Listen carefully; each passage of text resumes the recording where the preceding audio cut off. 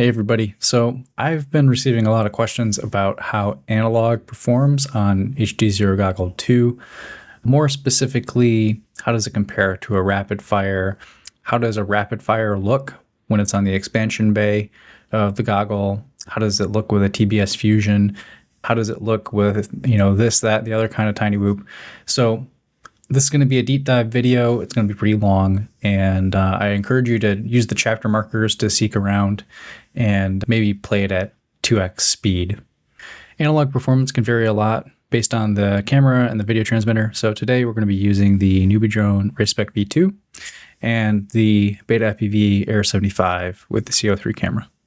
You'll see that in some cases, the camera really does make a big difference in both image quality and in signal reception. Even with just one antenna on HDZero Goggle versus two antennas on something like a RapidFire, you're going to find that the single antenna on the HDZero Goggle does as good a job as a RapidFire, and particularly when the signal is really low, I think we're doing better. So take a look. For this test, we're using the HDZero Goggle with a built-in antenna, plus using the expansion bay when applicable.